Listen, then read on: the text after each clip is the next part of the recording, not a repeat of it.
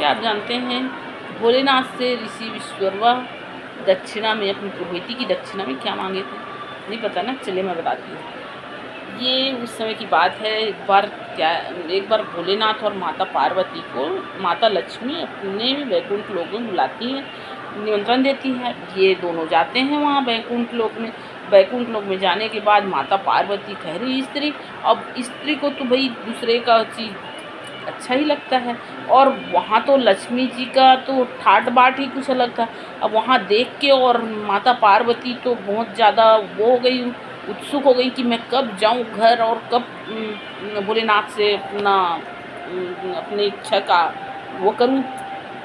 तो अब जैसे ही इन लोग अपना वहाँ कैलाश पहुँचते हैं तो माता पार्वती जो है वो ठान के बैठ जाती है कि भोलेनाथ मेरे को तो एकदम सुंदर, तीनों लोकों में सबसे सुंदर महल चाहिए, मेरे लिए महल बनवाओ। भोलेनाथ बोलते हैं कि भाई आप महल को क्या करोगी और हम लोग महल को लेके क्या करेंगे, महल में क्या करेंगे, हम लोग तो जोगी सन्यासी इंसान, महल हमारे लिए कोई काम का नहीं है।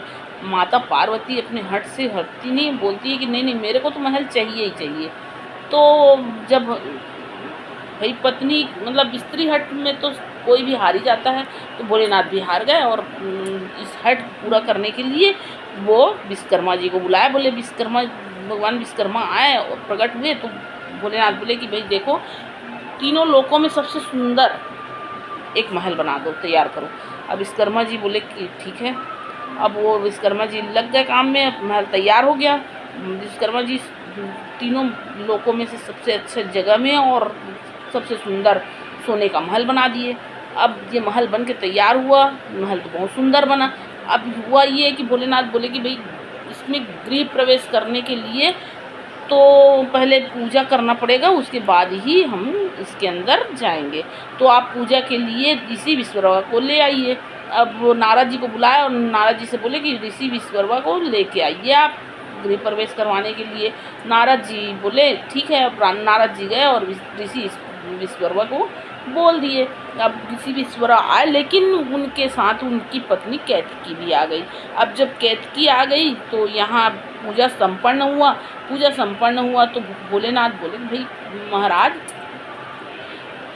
पूजा संपन्न भी कहाँ हुआ है, आप अपनी दक्षिणा मांगिए, दक्षिणा आपको दिए बिना पूजा संपन्न नहीं हो सकता।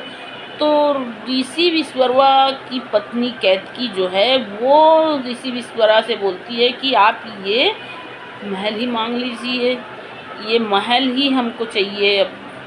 ऋषि विश्वकर्मा बहुत समझाते हैं अपनी पत्नी को, लेकिन